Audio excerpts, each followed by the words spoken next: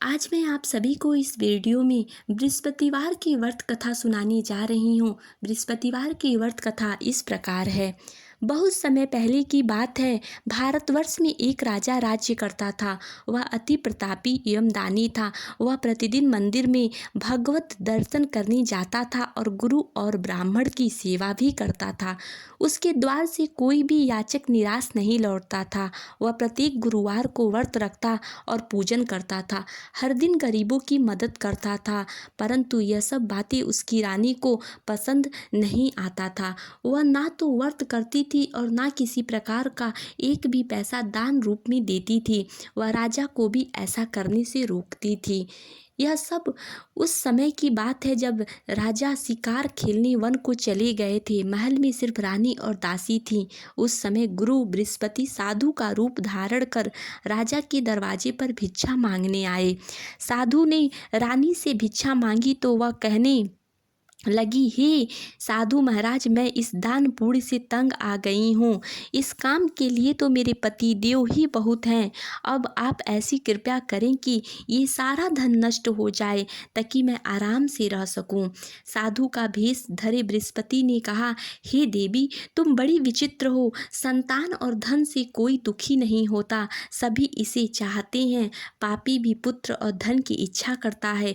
अगर तुम्हारे पास धन बहुत है तो भूखे मनुष्यों को भोजन कराओ, ब्राह्मणों को दान दो, प्याऊ लगवाओ, धर्मशालाएं बनवाओ, कुआं, तालाब, बावड़ी, बाग बगीचे आदि बनवाओ तथा निर्धनों की कन्याओं का विवाह करवाओ, साथ ही यज्ञ आदि करवाओ। इस प्रकार के कर्मों से आपके कुल का एवं आपका नाम लोक परलोक में प्रसिद्ध होगा एवं तुम्हें भी स्वर्ग की प्राप्ति होगी। किंतु वह मूर्ख रानी साधु की इन बातों से खुश नहीं हुई। वह बोली, हे साधु महाराज, मुझे ऐसी संपत्ति की आवश्यकता नहीं जो मेरे काम न आए तथा जिसको मैं अन्य लोगों को दान दूं, जिसको रखने और संभालने में ही सारा समय नष्ट हो जाए। साधु ने रानी को समझाने की बहुत प्रयास किया, परंतु रानी अपनी बातों पर अडिग रही। तब साधु ने कहा, हे देवी, यदि तुम्हारी ऐसी इच्छा है तो जैसा मैं तुम्हें बताता हूँ तुम वैसा ही करना। बृहस्पतिवार के दिन गोबर से घर को लीपना, अपने केसों को पीली मिट्टी से धोना, केसों को धोते समय स्नान करना, राजा से कहना कि वह भी हजामत करवाए, भोजन में मांस मदिरा खाना, कपड़े धोबी के यहाँ धुलने डालना। इस तरह 7 बृहस्पतिवार निरंतर करने से तुम्हारा सब धन नष्ट हो जाएगा। ऐसा कहकर साधु रूपी बृहस्पति अंतर ध्यान हो गए। रानी ने साधु के कहे अनुसार ही भरपेट 7 बृहस्पतिवार ऐसे ही करने का विचार किया। साधु को बताए अनुसार करते हुए उसे केवल 3 बृहस्पतिवार ही बीते थे कि उसकी समस्त धन संपत्ति नष्ट हो गई। कहे अनुसार ही भरपेट भोजन के लिए भी दोनों समय परिवार तरसने लगा तथा सांसारिक भोगों से दुखी रहने लगा। इस प्रकार के अभावग्रस्त जीवन में तंग आकर एक बार राजा रानी से कहने लगा कि हे रानी, तुम यहाँ पर रहो, मैं दूसरे देश को जाता हूँ, क्योंकि यहाँ पर मुझे सभी मनुष्य जानते हैं, इसलिए यहाँ कोई कार्य नहीं कर सकता। देश चोरी प्रदेश भीख के समान है। ऐसा कहकर राजा प्रदेश चला गया। वहाँ जंगल में लकड़ी काट कर लाता और उन्हें शहर में बेचकर जीवन यापन करने लगा। राजा के जाने के पश्चात इधर उसके बिना रानी और दासियां दुखी रहने लगीं। किसी दिन भोजन मिलता तो किसी दिन जल पीकर ही रहना पड़ता था। एक समय रानी और दासियों को 7 दिन बिना भोजन के व्यतीत हो गए तो रानी अपनी दासी से बोली, हे दासी, यहाँ समीप ही के नगर में मेरी बहन रहती है जो बहुत धनवान है। तू उसके पास जा और वहाँ से 5 सेर बेझर मांग कर ले आ, जिससे कुछ समय के लिए गुजर बसर हो जाएगी। दासी उसकी बहन के पास गई। बृहस्पतिवार का दिन था। रानी की बहन उस समय ध्यान मग्न होकर पूजा कर रही थी। दासी ने रानी की बहन से कहा, हे रानी, मुझे आपके पास आपकी बहन ने भेजा है, मुझे 5 सेर बेझर दे दो। दासी ने अपनी बात अनेक बार कही, परंतु रानी की बहन ने कोई उत्तर नहीं दिया, क्योंकि वह उस समय बृहस्पतिवार की कथा सुन रही थी। रानी की बहन ने जब दासी को कोई अपेक्षित उत्तर नहीं मिला तो वह अति दुखी हुई। उसे क्रोध भी बहुत आया। लौट कर वह रानी से बोली, हे रानी, आपकी बहन बहुत धनी स्त्री है, परंतु वह अति घमंडी भी है। वह छोटे लोगों से बात भी नहीं करती। 5 सेर बेझर देने के लिए मैंने उनसे बहुत कहा, परंतु उसने कोई उत्तर नहीं दिया। इस प्रकार मुझे निराश एवं खाली हाथ लौटना पड़ा। रानी बोली, हे दासी, इसमें मेरी बहन का किसी प्रकार का कोई दोष नहीं है। जब बुरे दिन आते हैं तब कोई सहारा नहीं देता है, अपने पराये हो जाते हैं। अच्छे बुरे का ज्ञान विपत्ति में ही होता है। जो ईश्वर की इच्छा होगी वही होगी। यह सब हमारे भाग्य का दोष है। उधर पूजा समाप्त होने के पश्चात रानी की बहन ने सोचा कि मेरी बहन की दासी आई थी, परंतु मैंने उसे कोई उत्तर नहीं दिया, इससे वह बहुत दुखी हुई होगी। कथा सुनकर तथा विष्णु भगवान का प्रसाद ग्रहण कर वह अपने बहन के घर गई तथा बोली, हे बहन, मैं बृहस्पतिवार का व्रत कर रही थी, तुम्हारी दासी आई थी, परंतु कथा समाप्त होने से पूर्व ना उठते हैं और ना बोलते हैं, इसलिए मैं नहीं बोली। बताओ दासी किस कार्य से मेरे पास गई थी? रानी बोली, बहन, हमारे घर अनाज नहीं था तथा राजा प्रदेश गए हैं। वैसे तुमसे कोई बात छिपी तो नहीं है, इस कारण मैंने दासी को तुम्हारे पास 5 सेर बेझर लेने के लिए भेजा था। इस प्रकार रानी की बहन बोली, हे बहन, बृहस्पति भगवान सबको मनवांछित फल देते हैं। देखो, शायद तुम्हारे घर के किसी कोने में अनाज रखा हो। यह सुनकर रानी की बहन की बातों से विस्मित दासी घर के अंदर गई तो वह वहाँ एक घड़ा बेझर का भरा मिला। उसे बड़ा आश्चर्य हुआ, क्योंकि उसके अनुसार घर का एक एक बर्तन अन्न से खाली था। उसने बाहर आकर रानी को सारा वृत्तांत कह सुनाया। दासी अपनी रानी से कहने लगी, हे रानी, देखो, वैसे भी हमको जब अन्न नहीं मिलता तो वह भी व्रत सम्मान ही है। अगर इनसे व्रत की विधि तथा कथा पूछ ली जाए तो बृहस्पतिवार का व्रत हम भी कर लिया करेंगे। और फिर दासी की बहन कहने लगी, रानी ने अपनी बहन से बृहस्पतिवार व्रत, पूजन विधि एवं नियमों के बारे में विस्तार से पूछा। उन्होंने बताया, जो बृहस्पतिवार कि व्रत में चने की दाल और मुनक्कों से विष्णु भगवान का केले की जड़ में पूजन कर दीपक जलाता है, वह पीला भोजन करता है, पीले वस्त्र धारण करता है तथा प्रेम पूर्वक बृहस्पति भगवान की कथा सुनता है, तो इस प्रकार करने से गुरु भगवान उस भक्त से प्रसन्न होते हैं, धन अन्न पुत्र देते हैं, मनवांछित मनोकामना पूर्ण करते हैं। फिर इस व्रत एवं पूजन की विधि बताकर रानी की बहन अपने घर लौट गई। तत्पश्चात रानी और दासी दोनों ने निश्चय किया कि बृहस्पति देव भगवान का व्रत एवं पूजन जरूर करेंगे। 7 दिन पश्चात जब बृहस्पतिवार आया तो दोनों व्रत किया।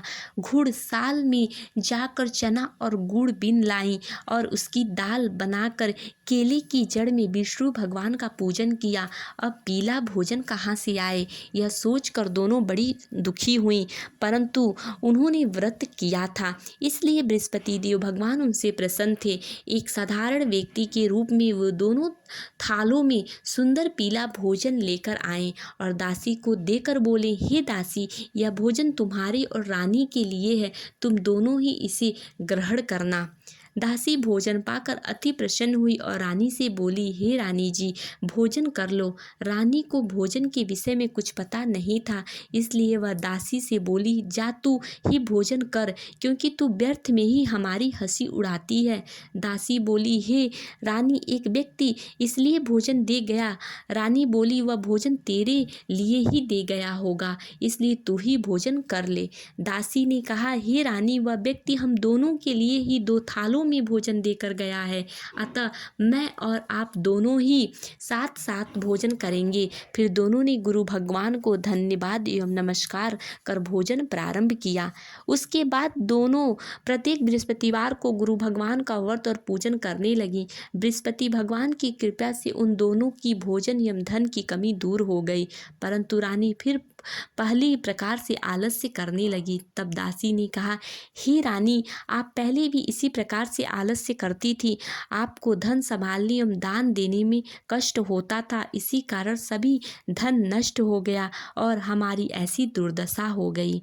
अब गुरु भगवान की कृपा से धन मिला है तो आपको फिर आलस्य हो रहा है।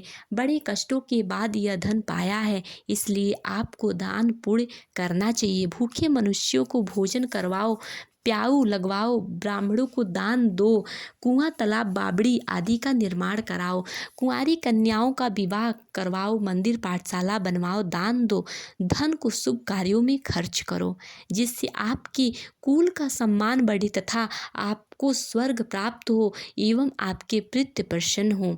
दासी की बात मानकर रानी ने इसी प्रकार के सद्कर्म करने प्रारंभ किए। इस प्रकार करने से उसकी काफ़ी यश फैलने लगी। कुछ दिनों बाद एक दिन रानी और दासी आपस में विचार करने लगी कि ना जाने राजा कैसी दशा में होंगे, उनकी कोई खोज खबर नहीं है। रानी राजा की खबर ना पाकर उदास रहने लगी। गुरु भगवान ने उन्होंने प्रार्थना की और भगवान ने रात्रि में राजा को स्वप्न में दर्शन देकर कहा, हे राजा, उठ, तेरी रानी तुझको याद करती है, अब अपने देश लौट जा। राजा प्रातः काल उठा। वह सोचने लगा कि मैं किस प्रकार रानी के पास खाली हाथ जाऊं। मेरे पास तो कुछ भी नहीं है। स्त्री जाति खाने और पहनने की ही साथी होती है। पर प्रभु की आज्ञा मानकर वह अपने नगर चलने को तैयार हुआ। प्रदेश में राजा बहुत दुखी रहने लगा। प्रतिदिन जंगल में लकड़ी बीनकर लाता और उसे शहर में बेचकर अपनी दुखी जीवन को बड़ी कठिनाइयों से व्यतीत करता था। एक दिन राजा दुखी होकर अपनी पुराने दिनों को याद करके रोने लगा। उसे जंगल में बृहस्पति देव एक साधु का रूप धर कर आए और राजा से बोले, हे लकड़हारे, तुम इस बियावान जंगल में किस चिंता में बैठे हो, मुझे बतलाओ। यह सुनकर राजा की आंखों में आंसू भर आया और वह साधु को प्रणाम कर बोला, हे प्रभु, आप सब कुछ जानने वाले हैं। इतना कहकर राजा ने साधु को अपनी समस्त व्यथा सुना दी। तब साधु रूप में गुरु भगवान राजा से बोले, हे राजन, तुम्हारी पत्नी बृहस्पतिवार के दिन बृहस्पति देव का अपमान किया था, जिसके कारण तुम्हारी यह दुर्दशा हुई। अब तुम किसी प्रकार की चिंता मत करो, भगवान तुम्हें पहले से अधिक धन प्रदान करेंगे। देखो, तुम्हारी पत्नी ने बृहस्पतिवार का व्रत प्रारंभ कर दिया है। अब तुम भी बृहस्पतिवार का व्रत करके चने की दाल और गुड़ जल के लोटे में डालकर केले का पूजन करो, फिर कथा कहो या सुनो। भगवान तुम्हारी सभी इच्छाओं की पूर्ति करेंगे। साधु के वचन सुनकर राजा बोला, हे प्रभु, मुझे लकड़ी बेचने के पश्चात इतना धन भी नहीं बचता कि मैं भोजन करने के उपरांत कुछ भी बचा सकूं। मैंने रात्रि में अपनी रानी को व्याकुल और व्यथित देखा है। मेरे पास कोई साधन नहीं है जिससे उसका समाचार भी जान सकूं, या इसके अतिरिक्त मैं बृहस्पति देव की कथा भी नहीं जानता जिसे कह या सुनकर मैं व्रत धारण कर सकूं, भगवान बृहस्पतिवार का पूजन भी कर सकूं। साधु ने कहा, हे राजा, तुम किसी बात की चिंता ना करो। बृहस्पतिवार के दिन तुम नित्य की भांति लकड़ियां लेकर शहर में जाओ। तुम्हें रोज से 2 गुना धन प्राप्त होगा, जिससे तुम भली भांति भोजन कर लोगे तथा गुड़ एवं चने का प्रसाद खरीद कर बृहस्पति देव की पूजा भी कर सकते हो। बृहस्पतिवार की कहानी इस प्रकार है, जिसे साधु ने उस राजा को सुनाया। प्राचीन समय में एक बहुत ही निर्धन ब्राह्मण था। उसकी कोई संतान नहीं थी। ब्राह्मण नित्य पूजा पाठ करता व स्वभाव से दयालु तथा धार्मिक विचारों वाला व्यक्ति था। परंतु उसकी पत्नी बहुत ही मालिनता के साथ रहती थी। वह ना तो स्नान करती थी और ना ही ठीक से कार्य करती थी। अपनी पत्नी की ऐसी आदत के कारण ब्राह्मण देवता बहुत दुखी रहते थे। वह अपनी पत्नी को बहुत समझाते, किंतु उसका कोई परिणाम नहीं निकलता था। भगवान की कृपा से ब्राह्मण की स्त्री को कन्या उत्पन्न हुई। वह कन्या ब्राह्मण के घर में बड़ी होने लगी। वह बालिका प्रातःकाल ही स्नान करके भगवान विष्णु का जप करती, बृहस्पतिवार का व्रत भी करने लगी। पूजा पाठ समाप्त कर पाठशाला पाठशाला जाती तो अपनी मुट्ठी में जौ भरकर ले जाती और पाठशाला जाने के रास्ते में डालती जाती।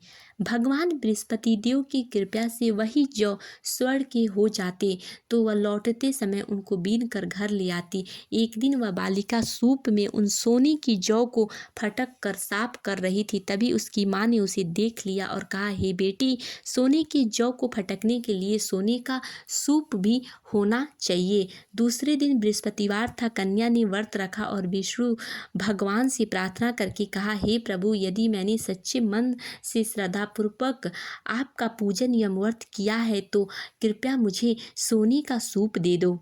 बृहस्पति देव ने उसकी प्रार्थना स्वीकार कर ली। नित्य के भांति वह कन्या जौ फैलाती हुई पाठशाला चली गई। पाठशाला से लौटकर वह जौ बीन रही थी तो बृहस्पति भगवान की कृपा से उसे सोने का सूप प्राप्त हुआ। उस सोने के सूप को वह घर ले आई और उसे जौ फटकने लगी, परंतु उसकी माँ का आचरण वैसा ही रहा। एक दिन वह कन्या सोने के सूप में जौ साफ कर रही थी। उसी समय अचानक उस नगर का राजकुमार वहां से होकर निकला। कन्या के रूप में उस कार्य को देखकर राजकुमार कन्या पर मोहित हो गया। राजमहल लौटकर राजकुमार अन्न और जल त्याग कर उदास होकर लेट गया। राजा को जब अपनी पुत्र द्वारा अन्न जल त्यागने का समाचार ज्ञात हुआ तो वह अपने मंत्रियों के साथ वह राजकुमार के पास गए और बोले, हे बेटा, तुम्हें किस बात का दुख है? किसी ने तुम्हारा अपमान किया है अथवा कोई और कारण है? मुझे बतलाओ, मैं वही करूँगा जिससे तुम प्रसन्न हो जाओ। राजकुमार ने अपने पिता की बात सुनकर बोला, आपकी कृपा से मुझे किसी प्रकार का कष्ट नहीं है, किसी ने मेरा अपमान भी नहीं किया है, परंतु मैं उसी कन्या के साथ विवाह करना चाहता हूँ जो सोने के सूप में जौ फटक रही थी। यह सुनकर राजा आश्चर्य में पड़ गया और बोला, हे राजकुमार, इस तरह की कन्या का पता तुम लगाओ, मैं तुम्हारा विवाह उसके साथ अवश्य ही करा दूंगा। तब राजकुमार ने प्रसन्न होकर राजा को उस ब्राह्मण कन्या के घर का पता बताया। राजा के आदेश पर मंत्री उस कन्या के घर गया और राजा को आदेश ब्राह्मण को कह सुनाया। कुछ ही दिन बाद ब्राह्मण कन्या का विवाह राजकुमार के साथ हो गया। घर से कन्या के विदा होते ही उस ब्राह्मण के घर में पहले की ही तरह निर्धनता वास करने लगी। अब भोजन के लिए अनाज भी बड़ी मुश्किल से मिलता था। एक दिन दुखी होकर ब्राह्मण देवता अपनी बेटी से मिलने गए। बेटी पिता की ऐसी अवस्था देखकर अत्यंत दुखी हुई और उसने अपनी माँ का समाचार पूछा। ब्राह्मण ने पुत्री को सभी हाल कह सुनाया। पुत्री ने अपने पिता को बहुत सारा धन देकर विदा कर दिया। इस प्रकार ब्राह्मण का कुछ समय सुखपूर्वक व्यतीत हुआ, लेकिन धन समाप्त होने के बाद स्थिति पूर्ववत हो गई। ब्राह्मण फिर अपनी पुत्री के यहाँ गया और उससे सभी हाल कह सुनाया। पुत्री बोली, हे पिताजी, आप अपने साथ माताजी को यहाँ लेके आइए, मैं उन्हें ऐसा विधि बता दूंगी जिससे दरिद्रता दूर हो जाएगी। ब्राह्मण देवता अपनी पत्नी को साथ लेकर राजमहल अपनी पुत्री के पास पहुँचे तो पुत्री अपनी माँ को समझाने लगी, हे माँ, तुम सुबह उठकर सबसे पहले स्नान आदि करके भगवान विष्णु का पूजन किया करो, तब सारी निर्धनता दूर हो जाएगी। परंतु उसकी माँ ने उसकी एक ना मानी। वह सुबह उठकर सर्वप्रथम अपनी पुत्री का बचा जूठन खा लेती। एक दिन उसकी बेटी को अपनी माँ पर बहुत गुस्सा आया। उसने एक रात एक कोठरी से सारा सामान निकाल कर अपनी माँ को उसमें बंद कर दिया। प्रातः कोठरी से अपनी माँ को निकाल कर स्नान आदि करा के पूजा पाठ करवाया तो उसी माँ की बुद्धि ठीक हो गई। उसके बाद वह प्रतिदिन पूजा पाठ करती और प्रत्येक बृहस्पतिवार को व्रत भी रखने लगी। इस व्रत के प्रभाव से उसकी माँ भी अत्यंत धनवान तथा पुत्रवती हो गई और बृहस्पति देवता की कृपा से वृद्ध अवस्था में भी मृत्यु को प्राप्त कर स्वर्ग को हो गई। वह ब्राह्मण भी सुखपूर्वक इस लोक का सुख भोग कर स्वर्ग को प्राप्त हुआ। इस प्रकार कहानी कहकर साधु देवता अंतर ध्यान हो गए। धीरे धीरे समय बीत गया तथा बृहस्पतिवार का दिन आ गया। लकड़हारा रूपी राजा जंगल से लकड़ी काट कर किसी शहर में बेचने गया। आज उसे और दिनों से अधिक धन मिला। राजा ने चना गुड़ आदि लाकर भगवान विष्णु का पूजन किया। बृहस्पतिवार का व्रत किया उस दिन से उसके सभी कष्ट दूर हो गए, परंतु अगले बृहस्पतिवार को वह व्रत करना भूल गया। इस कारण बृहस्पति भगवान उससे रुष्ट हो गए। उस दिन उस नगर के राजा ने विशाल यज्ञ का आयोजन किया तथा अपनी समस्त राज्य में घोषणा करवा दी कि कोई भी मनुष्य अपने घर में भोजन ना बनवाए और आग भी ना जलाए। सब लोग मेरे यहाँ भोजन करने आए। उस आज्ञा का जो भी उल्लंघन करेगा उसे दंडित किया जाएगा। राजा की आज्ञा अनुसार राज्य के सभी निवासी राजा के भोज में सम्मिलित होने गए, परंतु लकड़हारा रूपी जो राजा था कुछ विलंब से पहुंचा, इसलिए राजा उसको भोजन कराने अपने साथ महल ले गए। जब राजा लकड़हारे को भोजन करा रहे थे तो रानी की दृष्टि उस खूंटी पर पड़ी जिस पर उसकी नौलखा हार टंगी थी। उसे हार खूंटी पर लटकते नहीं दिखाई दिया। रानी को निश्चय हो गया कि मेरा हार इस लकड़हारे ने ही चुरा लिया है। उसी समय रानी की जिद पर राजा ने सैनिक बुलाकर उस राजा रूपी लकड़हारे को जेल में डालवा दिया। जेलखाने में बंद वह राजा रूपी लकड़हारा बहुत दुखी होकर विचार करने लगा कि ना जाने कौन से पूर्व जन्म के कुकर्म से मुझे यह दुख प्राप्त हुआ है। जेल में बंद लकड़हारा रूपी राजा भगवान बृहस्पतिवार को याद करने लगा। तत्काल बृहस्पति देव साधु के रूप में प्रकट हो गए और उसकी दशा देखकर कहने लगे, अरे मूर्ख, तू बृहस्पतिवार को बृहस्पति देव की कथा एवं व्रत करना भूल गया था, इसी कारण तुझे दुख प्राप्त हुआ है। अब किसी प्रकार की चिंता मत करो। बृहस्पतिवार के दिन जेल खाने के दरवाजे पर तुझे 4 पैसे मिलेंगे। तू उन पैसों से प्रसाद मांगना, भगवान बृहस्पतिवार का पूजन एवं कथा कहना, कथा का प्रसाद स्वयं भी ग्रहण करना तथा दूसरों को भी खिलाना। इस प्रकार करने से तुम्हारे सभी कष्ट दूर हो गए। राजा ने ऐसा ही किया और भगवान विष्णु भगवान उससे प्रसन्न हो गए और उस राजा को रात में सपने में आए और कहें कि वो लकड़हारा रूपी राजा तुम्हारा हार नहीं चुराया है, उसे आज़ाद कर दो, नहीं तो मैं तुम्हें श्राप दे दूंगा। सुबह राजा उठा और बोला, हे राजा, तूने जिस आदमी को जेल खाने में बंद कर रखा है वह निर्दोष है, हार उसी खूंटी में टंगा हुआ है। राजा ने उस लकड़हारे को बुलाकर उससे क्षमा याचना की तथा राजा को योग सुंदर वस्त्र आभूषण भेंट कर उसे विदा कर दिया। बृहस्पति देव की आज्ञा अनुसार राजा अपने नगर को चल दिया।